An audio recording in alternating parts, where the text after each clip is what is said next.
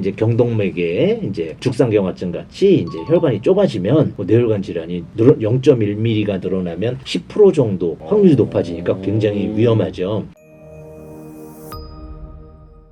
자, 오늘 슬기로운 건강생활은 노인 건강을 위협하는 겨울철 3가지 질환에 대한 이야기 나눠보고 있는데요. 첫 번째가 심뇌혈관 질환이고요. 두 번째가 낙상, 그리고 호흡기 질환, 이 3가지 이야기 나눠보고 있습니다. 사실 이 3가지 질환 모두 특히 심뇌혈관 질환 같은 경우에는 우리 원장님께서 해주실 얘기가 워낙 많으세요, 사실은. 근데 오늘 시간 관계상 짧게 이야기 드리는 점 좀 양해 부탁드리고요.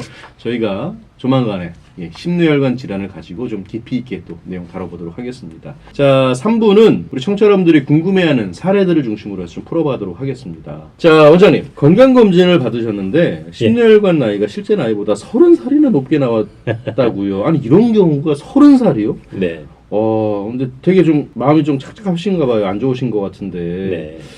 근데 물론 30살이나 높게 나왔다는 건 좀 심각한 것 같고, 어쨌든 나이대보다 훨씬 이렇게 많이 나타나게 되면 어떻게 관리해야 됩니까? 기본적으로 이제 질문하신 분의 연세가 이제 중요하긴 한데 네. 젊은 분이 이렇게 나왔다면 금방 회복될 수 있습니다. 젊은 층이라고 하면 뭐 20, 30대에서 뭐 5, 60살로 나왔다 그러면 네. 사실은 이제 그 대사성 질환과 관련된 비만, 당뇨, 혈압 이런 쪽이 좀 있으신 분인 것 같고요. 예. 체중 조절이라든지 이렇게 잘 안 되시긴 하는데 실제 심뇌혈관 나이를 체크하는 방법이 여러 가지가 있습니다. 예. 체크 항목을 해서 하는 방법이 있고 초음파나 이런 것을 통해서 하는 방법이 있는데 그래서 그것에 대한 어떤 정확도가 사실 굉장히 높지는 않거든요. 30살까지 높게 나온 항목들이 있습니다. 항목들이요. 예, 담배든 음식이든 업무상 스트레스든 뭐 성격이든 여러 가지 분야에서 높게 나온 부분을 개선한다면 또 금세 떨어지고요. 그래요. 초음파 같은 걸 통해서 잴 때 이제 경동맥에 이제 죽상경화증 같이 이제 혈관이 좁아지면 뇌혈관 질환이 0.1mm가 늘어나면 10% 정도 확률이 높아지니까 굉장히 위험하죠. 이런 부분들은 이제 고지혈에 관련된 약들도 많이 복용하셔야 되는데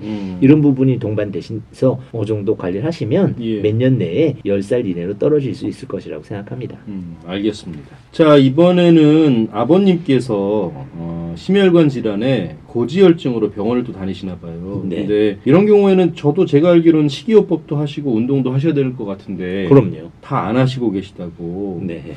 이렇게 되면 얼마나 위험한가요? 이런 질문을 주셨어요. 뭐 객관적으로 제가 아버님을 뵙지 못했기 때문에 체중도 모르고 전반적으로 알 수 없는 데다가 더 중요한 것은 이제 유전적인 부분입니다. 가족력이죠. 그래서 할머니, 외할머니, 외할아버지 계열에 가족력이 있으시다면 굉장히 위험한 것이고요. 가족력이 있다면 굉장히 위험한 거다. 그렇죠. 가족력이 없다 하더라도 저 정도의 고지혈 상태라면 식이와 운동뿐만이 아니고 고지혈에 해당되는 약을 지속적으로 복용하셔야 되고요. 또 이제 아버님의 연세가 안 나와 있긴 한데 연세가 많으시다면 아주 집중적으로 관리를 하셔야 되는 것이라고 보여집니다. 알겠습니다. 저희가 전조 증상 관련해서는 아까 증상을 좀 미리 얘기를 드렸고 그 음식 얘기를 좀 해볼게요. 지금 15살 남학생인데 기름진 음식을 자주 먹는다고요.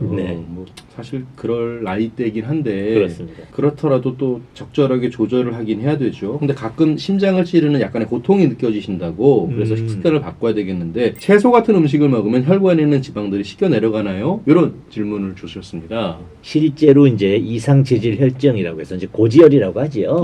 고지혈은 콜레스테롤도 중요하고요. 또 고밀도 콜레스테롤, 저밀도 콜레스테롤 나눠서 이제 얘기하기도 합니다만 사실은 저밀도 콜레스테롤이 더 중요한 것인데 거기 플러스 중성지방이 또 문제가 됩니다.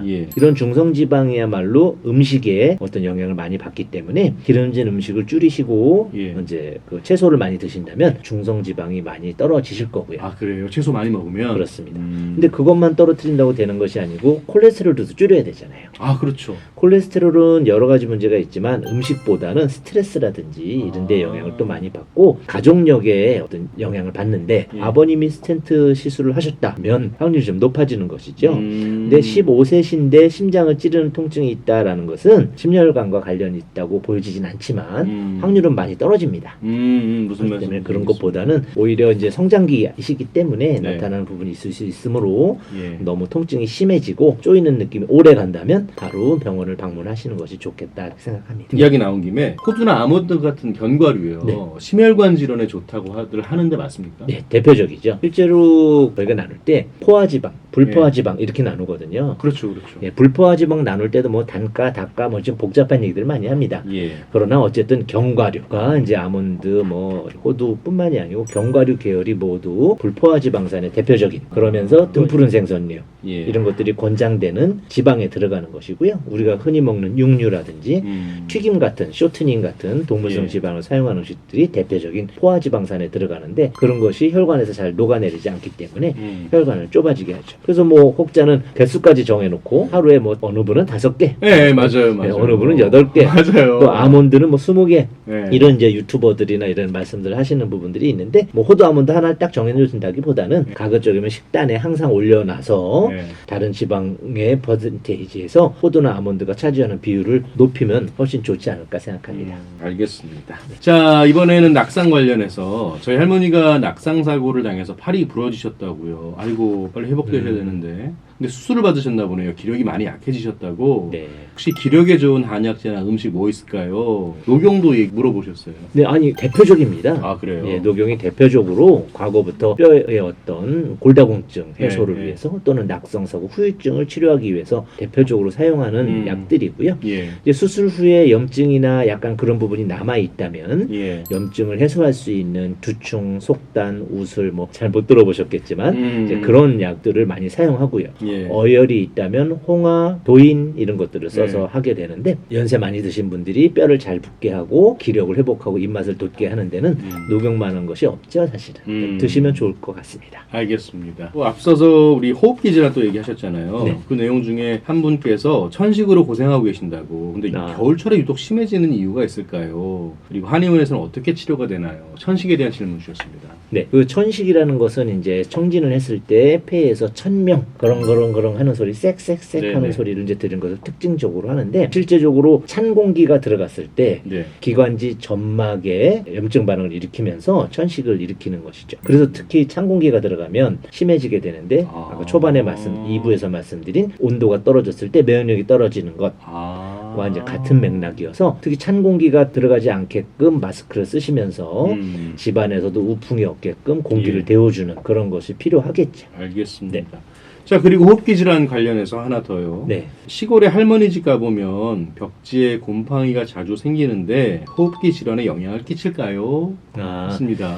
곰팡이가 낀다는 건 사실 습도가 높다는 거 아닙니까? 그렇습니다. 기본적으로는 네. 호흡기 질환을 막기 위해서는 습도가 조금 있어야 된다고 합니다. 예. 너무 건조하지 않게. 그래서 보통 가습기들 그렇죠. 많이 틀어놓으시잖아요. 그래서 대략 60% 정도 유지가 예. 되게 이렇게 예. 이제 하게 되는데 예. 할머님처럼 곰팡이가 생긴다는 것은 습도만 높은 것이 아니고 환기도 안 된다는 것입니다. 아, 환기. 예, 습도가 높으면서도 자주 환기를 시킴으로써 이제 호흡에 의해서 나온 이산화탄소 다 내보내 주면서 깨끗한 산소를 공급하는 것이 중요한데 그러지 않다 보니까 곰팡이가 생기고 이것이 진균류가 폐로 들어가면 그 문제가 생기는 거죠.